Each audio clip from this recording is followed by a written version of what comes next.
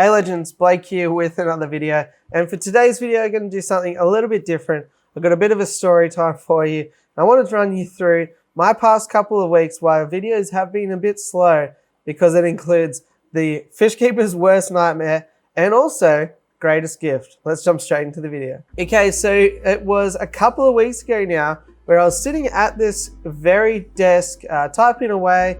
Don't know exactly what I was doing, maybe watching some YouTube or editing a video, and I'm tapping away and all of a sudden my feet feel really cold. And I was like, oh, it's a bit weird. Am I dying? And I looked down and there is water all over the floor. That is one of the scariest things, apart from coming home to absolute silence, that a fish keeper can experience.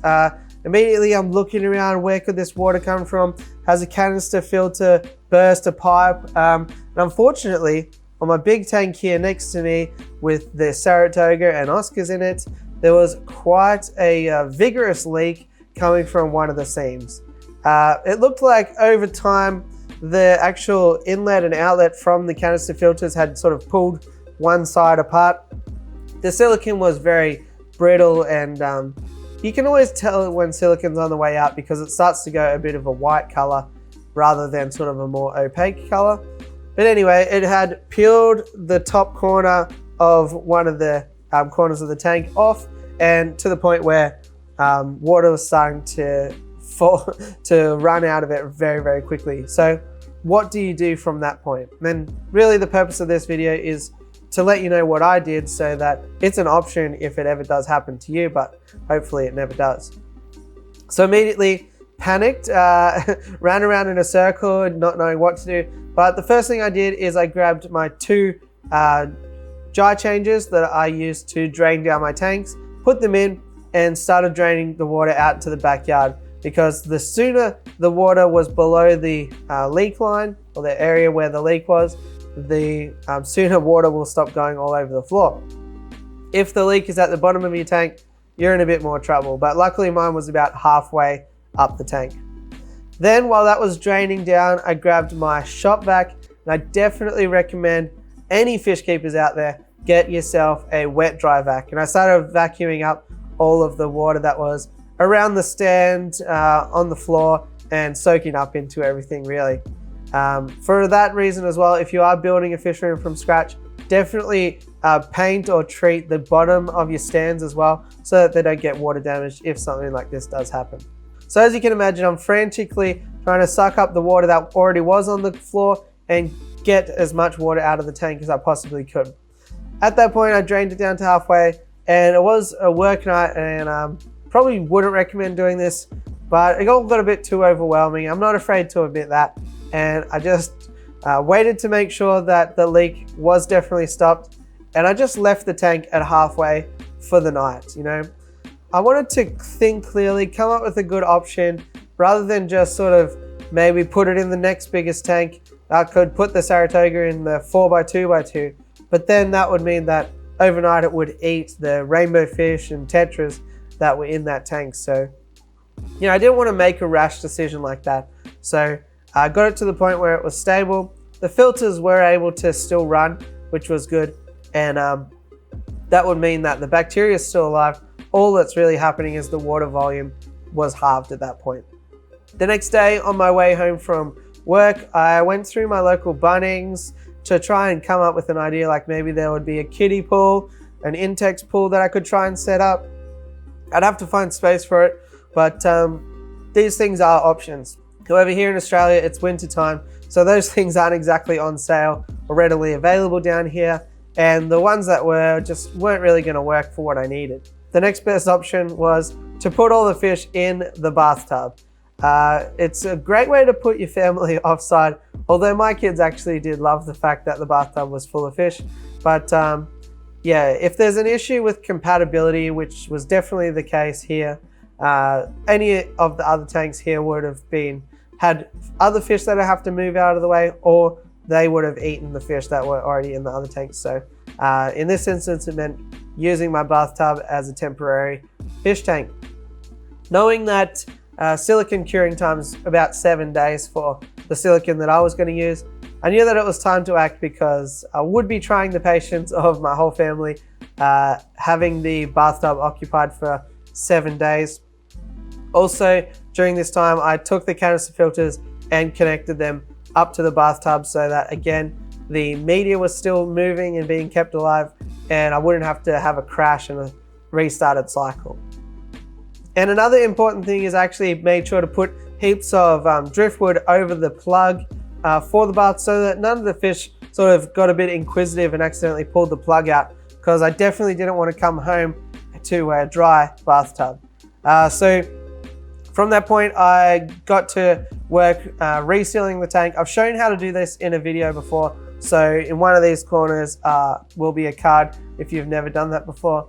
So I cut out all the old silicone, I cleaned down the surface with acetone, and I resealed the tank, and I waited the long 7 days of curing time before filling it up.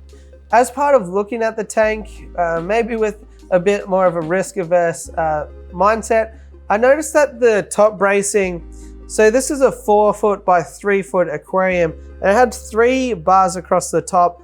However, because the bars on the edges were sort of inset, it meant that there was actually a 3 foot pane of glass, you know, with a lot of weight on it, just totally unsupported by a brace. Now, obviously this had been fine for a long period of time, and it is very thick glass. However, I thought, since we're at this time where we're doing a reseal anyway, I might as well take the opportunity, and I cut those panes of glass and then attached them to the side, kind of like a Euro brace style, if you're familiar with that. Basically, so that there's bracing running around all 4 edges of the aquarium. Obvious downside of this is that most of your conventional canister filter inlets and outlets won't reach that far, especially with a bracing as large as it is on this aquarium. So I had to go out to Bunnings, grab myself some PVC, and make some DIY canister filter inlets and outlets. If you'd like a detailed video on that, I'll probably do that in the future, but just to make sure that that happens, drop down below if you'd like to see something like that. So now that it's all fixed and filled up again, it's totally human to get stressed every single time you step foot into the fish room for the next day or so after that, and check around all the floor to make sure there's no more leaks. But resealing a tank, I've said it in other videos before, it's definitely a skill worth learning because you never know when you might need it.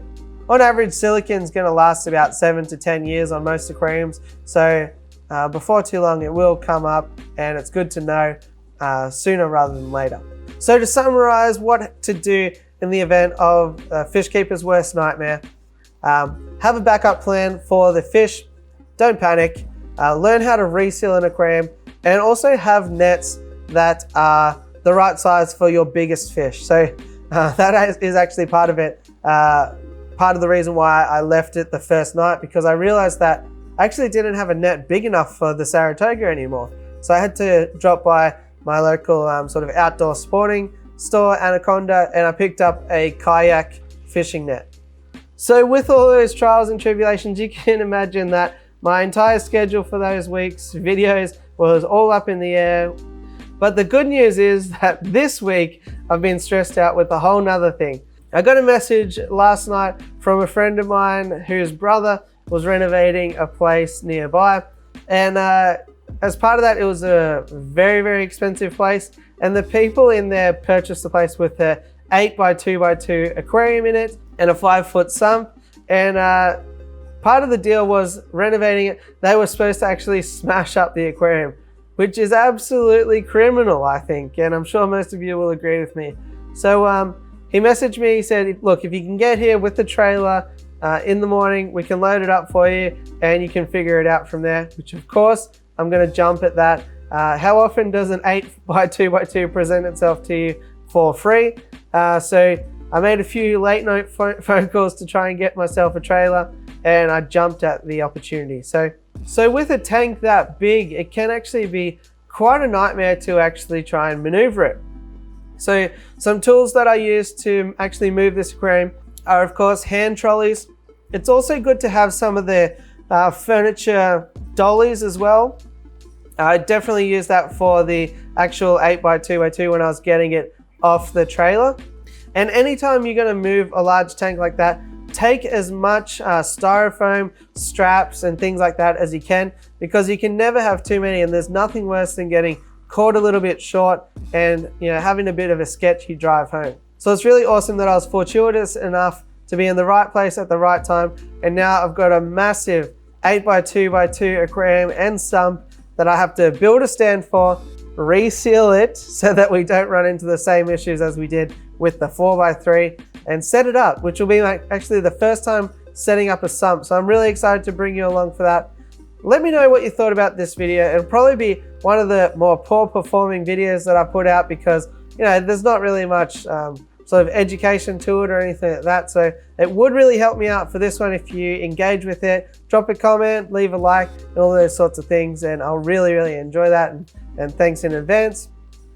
Other than that, let me know what you thought about this story. So I think the moral of it is that these things are going to happen, and they can be stressful, and you can tend to sort of go insular. You know, I'd be lying if I said that I didn't think about packing up the hobby that day, selling everything off, and just sort of downsizing or going back to one aquarium or going back to small aquariums only. But that's part of it, you know. Any real hobby that is going to allow you to grow and improve is going to have some challenges along the way. So let me know your disaster stories down below if we all want to live in that space together. But yeah, that's what's been going on for the last 2 weeks, and hopefully this helps to clear up some of those things. So thanks for watching, and I'll catch you on the next one.